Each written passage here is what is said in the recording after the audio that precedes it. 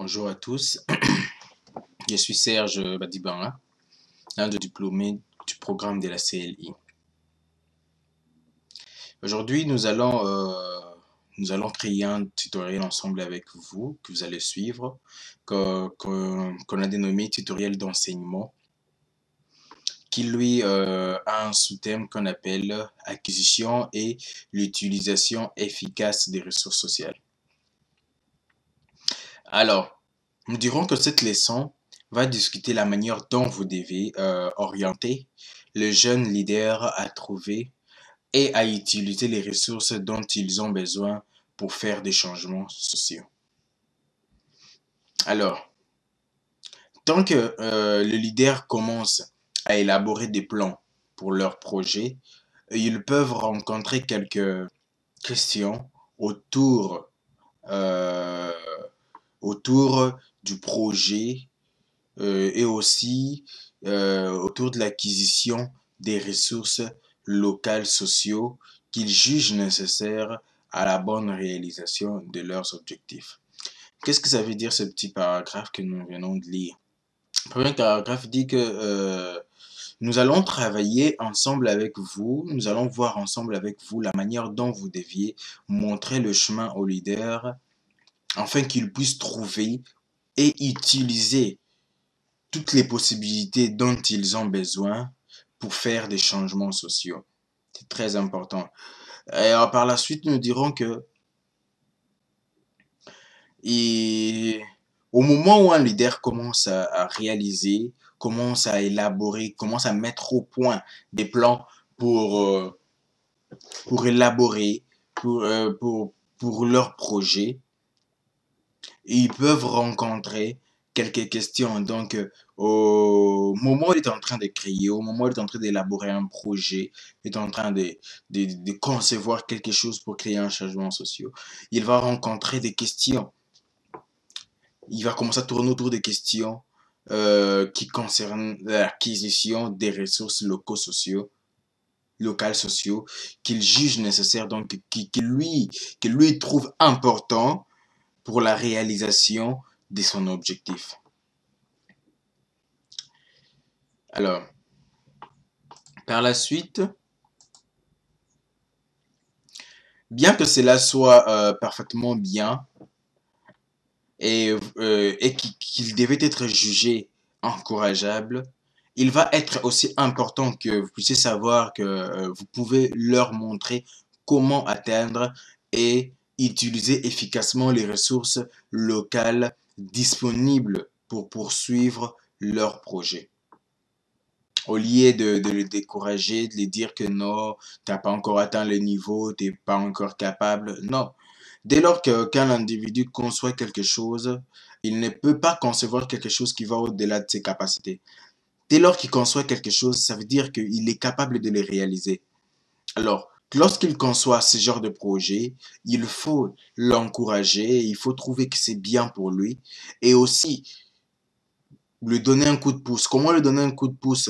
En le montrant comment atteindre et utiliser efficacement les ressources locales disponibles.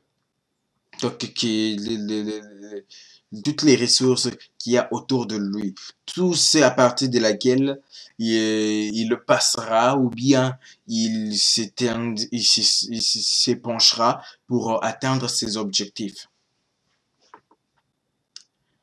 Alors, il faut se poser aussi ce genre de questions ensemble, vous et ensemble avec ces jeunes leaders qui veulent, qui veulent ou qui ont déjà entrepris des projets pour créer des changements. La question est celle-ci. Que dois-je faire? Comment plutôt dois-je remplir mes objectifs? Et comment aussi dois-je exactement les atteindre? C'est très important. Donc, comment dois-je les remplir? Comment dois-je le créer? Comment dois-je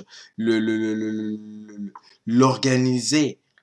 Et aussi, comment dois dois-je exactement l'atteindre? Quels sont les moyens que je dois utiliser? Quelles sont les possibilités que je dois envisager? Quels sont les instruments que je dois avoir à ma possession pour atteindre mes objectifs? C'est très important.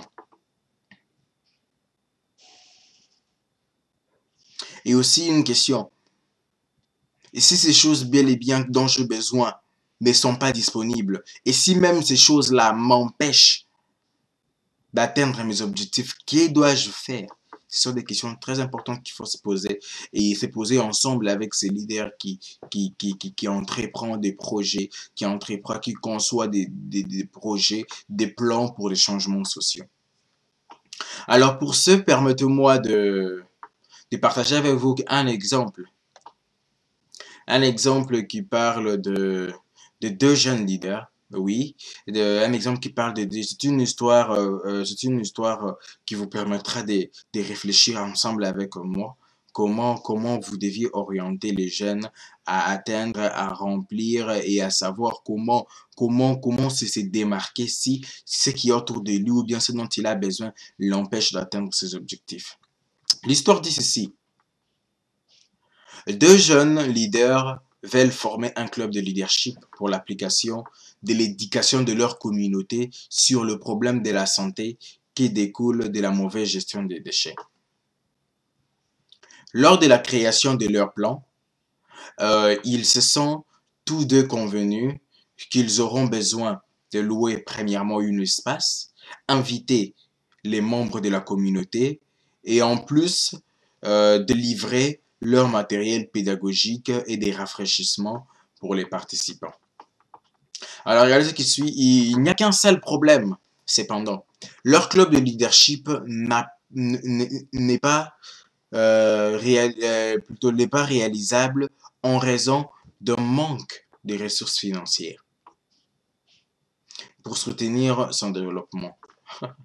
Alors, pour ce, le club de leadership se brise et ils n'ont jamais été en mesure, les deux jeunes, de réaliser leur rêve de sensibiliser la communauté à propos de mauvaise gestion des déchets et la manière de l'améliorer. Si nous pourrons comprendre cette histoire dit juste que, à un certain moment donné de l'histoire, il y a eu deux jeunes qui se sont mis d'accord, tous deux, de sensibiliser la jeunesse concernant l'insalubrité. Alors pour ceux, ils avaient besoin de louer un espace, ils avaient besoin d'avoir de rafraîchissement, de mettre à la disposition de membres de la communauté, inviter même ces membres de la communauté pour prendre part à la sensibilisation dont ils voulaient amener à faire comprendre leur communauté concernant l'insalubrité. L'insalubrité, c'est juste la mauvaise gestion des déchets dans nos routes, dans nos maisons, par-ci par-là dans nos écoles, euh, tout ce qui nous entoure, quoi, tout ce qui nous entoure. Alors, pour eux, ils ont jugé que pour le réaliser, il fallait ce qu'on appelle un soutien financier. Il fallait un fonds social. Il fallait, comment est-ce qu'on appelle ça? Des ressources financières. Alors, ils se sont dit que, bon, ben, comme on n'a pas de ressources financières, le projet ne peut pas se réaliser.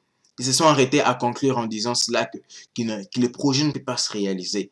Et en fin de compte, ça n'a pas pu se réaliser parce qu'ils se sont juste dit que ce dont nous avons besoin pour la réalisation de notre projet nous empêche, bien sûr, à les réaliser. Pourquoi? Parce que nous n'en avons pas.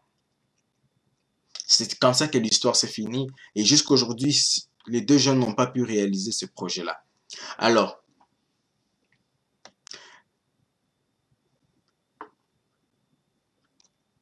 permettez-moi de continuer en disant ceci. Il y a des questions qui se sont posées par rapport à l'histoire que nous venons d'entendre tout de suite là. On dit qu'est-ce que ces jeunes ont bien fait et qu'est-ce que ces jeunes ont mal fait et comment ont-ils pu faire les choses différemment afin d'éviter l'échec? Quelles sont les caractéristiques personnelles d'un jeune leader qui serait capable de persévérer avec succès dans une situation semblable à celle-là? Prenez un moment pour discuter de ces questions. D'abord, Premièrement, lorsqu'on dit qu'est-ce que ces jeunes ont bien fait dans toute l'histoire, dans leur projet, dans leur conception, dans tout ce qu'ils avaient comme idée, qu'est-ce qu'ils ont bien pensé faire?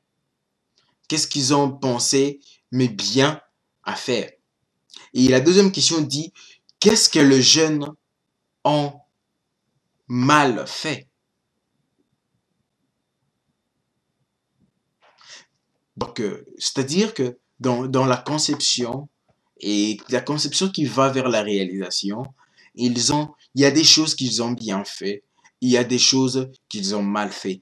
Et la question se pose, quelles sont les choses qu'ils ont bien fait, quelles sont les choses qu'ils ont mal fait? Et aussi, on dit, la troisième question dit, comment ont-ils pu faire les choses différemment afin d'éviter l'échec? Là, je pense peut-être que c'est une question qu'il faut se poser dès lors que la situation est contrairement à celle-ci. Quelles sont les caractéristiques personnelles d'un jeune leader qui serait capable de persévérer avec succès dans une situation semblable à celle-là? Et on vous demande de prendre un moment pour discuter autour de ces quatre questions. Alors, s'il faut continuer, nous dirons que je vais entendre ensemble avec vous une autre histoire, la même histoire plutôt que la précédente, mais avec des fins différentes. Alors, comme nous l'avons dit dans la première histoire, c'est toujours dans le cas de deux jeunes leaders vont former un club de leadership pour l'application de l'éducation de leur communauté sur le problème de santé qui découle de la mauvaise gestion des déchets. Donc, ils veulent sensibiliser leur communauté à lutter contre l'insalubrité. Alors, lors de la création de leur plan, ils se sont tous deux convenus qu'ils ont besoin de louer un espace plutôt, inviter les membres de la communauté et en plus de livrer de leur matériel pédagogique et des rafraîchissements pour les participants. Il n'y a qu'un seul problème cependant. Leur club de leadership n'a pas d'argent. Donc jusque-là, nous comprenons que par rapport à la première histoire, jusque-là, ils ont des points de convergence. Ils se sont mis ensemble pour conscientiser et sensibiliser leur communauté concernant l'insalubrité, qu'ils devaient cultiver cultiver l'insalubrité au lieu de la salubrité. Alors, pour ceux, ils ont jugé bon qu'il fallait premièrement inviter la communauté à y prendre part, deuxièmement avoir de l'espace pour faire cette exposition, troisièmement il fallait exposer leur matériel pédagogique qui pourront permettre à ce qu'on puisse lutter contre la salubrité. La dernière chose c'était trouver des rafraîchissements pour ceux qui viendront participer, donc le membre de la communauté. Alors, pour ce faire, ils se sont dit que le club devait avoir besoin d'argent, de ressources financières. Ils se sont rendus compte que, comme dans la première histoire, ils n'avaient pas de moyens pour le réaliser. Ils avaient juste la conception. Alors, mais il fallait arriver à la réalisation. Mais la réalisation avait un intermédiaire qu'on appelle les ressources financières. Alors, les deux jeunes voyaient maintenant la suite qui diffère, qui permet de différencier la première histoire et la deuxième. La suite dit ceci. Les deux jeunes leaders devenus excités pour résoudre ce problème et pour commencer à exploiter des façons pour recueillir des fonds ou de contourner les coûts avec des méthodes plus efficaces. Ils se sont mis ensemble, ils ont dit que non, nous devions trouver des moyens. Tellement qu'ils étaient excités à la réalisation de ces projets, ils se sont mis ensemble, ils ont dit que non, nous devions trouver des méthodes, de moyens pour arriver à recueillir des fonds ou à contourner le coût avec des méthodes encore plus efficaces. Alors, la suite dit qu'après avoir discuté de la question avec leur famille et d'autres leaders de la communauté, ils ont décidé que ce serait possible pour les étudiants de se rendre au domicile des membres de la communauté et de livrer leurs ateliers gratuits. Voyez un peu comment est-ce qu'ils ont réfléchi. Ils se sont dit que ce serait bon de pas d'en parler d'abord comment est-ce qu'on appelle ça? À nos familles et d'autres leaders de la communauté. Donc, ils se sont mis ensemble avec leurs membres de famille et puis certains leaders de la communauté. Ils ont en parlé. Et en fin de compte, ils ont décidé que ce serait possible que les étudiants, donc ces deux jeunes, et ensemble avec les gens qui devaient travailler avec eux, d'aller directement au domicile de ces membres des communautés, faire cette exposition-là, mais cela a réduit le coût de la réalisation. Pourquoi? Parce que ça se devenait en ce moment-là gratuit. Ils ont trouvé que ce serait également éliminer la nécessité d'offrir des rafraîchissements. Imaginez-vous, voyez un peu comment est-ce qu'ils ont détourné tous ces fonds qui devaient s'ajouter par-dessus pour d'abord, premièrement, louer de l'espace, deuxièmement, avoir des rafraîchissements, troisièmement, avoir beaucoup tant d'autres choses ou quelque chose supplémentaire autre que l'éducation de leurs invités. Comme la plupart des familles ont accepté d'offrir un petit quelque chose en échange pour la séance de formation. Imaginez-vous, au lieu qu'ils arrivent à dépenser de l'argent pour réaliser ces projets, au contraire, ils ont eu à recevoir cela. Pourquoi? Parce que le coût a été diminué. Au lieu que les gens viennent vers eux, ils sont allés vers les gens dans leur domicile. Ils n'avaient plus besoin d'avoir de l'espace. Pourquoi? Parce que chacun de membres de la communauté a de l'espace chez lui. Et ils ont exposé cela gratuitement là-bas. Et en échange de cela, ils ont eu quelque chose de la part de chaque famille qui faisait partie de la communauté. En échange plutôt des séances de formation.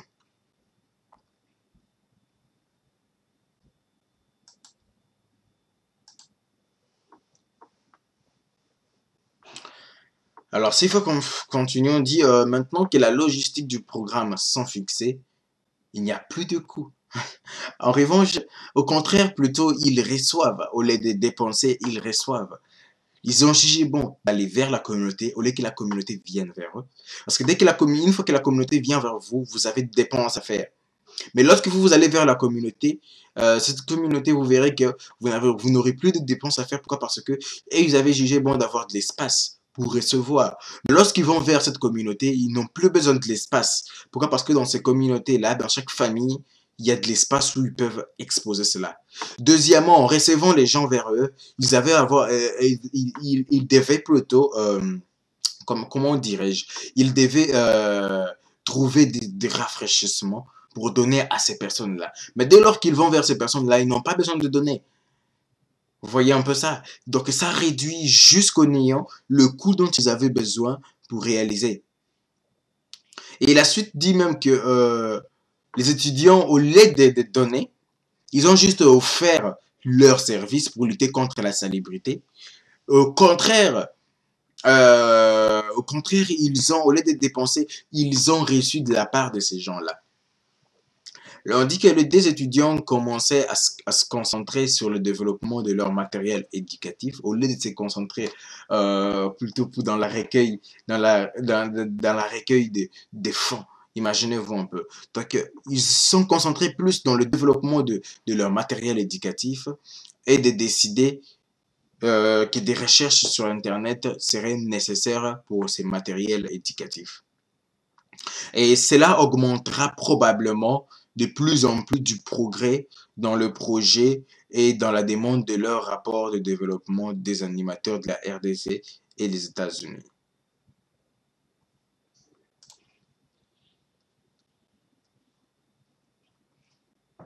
Alors, par la suite, on dit que ces élèves ont mis sur point un système appelé brainstorming pour recueillir de l'argent pour les tâches liées à Internet et de la communication. Et par la suite, pour cela, ils ont approché leur Rotary Club local, une organisation internationale qui aide les collectivités à créer des projets. Après l'application, les dirigeants du Rotary considèrent la dépense nécessaire à la réussite de leur projet et acceptent de financer la partie. Imaginez-vous. Incroyable. Ils ont dû surmonter leurs incapacités pour arriver à atteindre la réalisation. C'est ça même être ce qu'on appelle objectif, c'est ça même être ce qu'on appelle positiviste, c'est ce qu'on appelle optimiste, dépasser ses incapacités, arriver à la réalisation. Incroyable.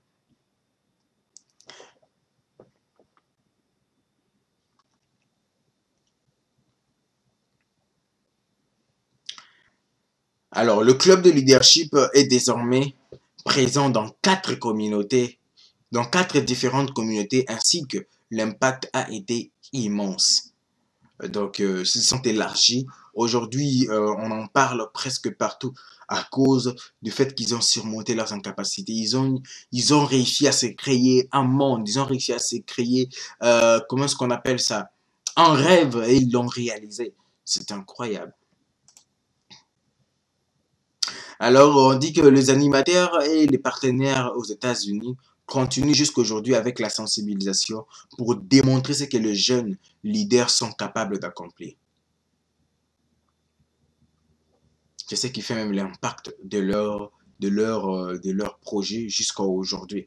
Parce ils ont su voir loin, ils ont su réfléchir autour de cela, ils ont su surmonter leurs incapacités. Comme un vieux adage dit, quand quelque chose barre le chemin à une tortue, il contourne la chose jusqu'à atteindre son objectif. C'est ça même. Alors, des questions nous est posées. À part la première série qui disait comment est-ce que, par rapport plutôt à la première histoire, qui disait qu'est-ce que ces jeunes ont bien fait, qu'est-ce qu'ils ont mal fait. Euh, les questions étaient aussi, quelles sont les caractéristiques qui peuvent permettre à ces jeunes de persévérer malgré les difficultés qu'ils ont requis. Le deuxième bloc de questions dit ceci. Comment la deuxième version est-elle différente de la première? Donc la première histoire que nous avons écoutée a eu une fin négative, comme je pourrais le dire, et la deuxième histoire que nous venons de suivre a eu une fin positive. Alors, on dit comment la deuxième version est-elle différente de la première? Qu'est-ce que la deuxième version nous parle sur le jeune leader engagé dans ce projet? Alors, on semble mesurer et identifier, puis mettre des façons créatives à utiliser pour réussir leur projet. Comment ont-ils mesuré? Comment ont-ils identifié? Comment ont-ils réussi à mettre des façons créatives pour atteindre la réussite de leur projet? Prenez un moment pour discuter de ces questions. Très important, vous les facilitateurs, ensemble avec les étudiants, réfléchissez autour de cela et trouvez les réponses convenables à ces questions. Et lorsque vous allez trouver des réponses convenables à ces questions, vous allez avoir la capacité de mieux orienter ces jeunes dans la réalisation de leur projet dès lors qu'ils l'ont conçu.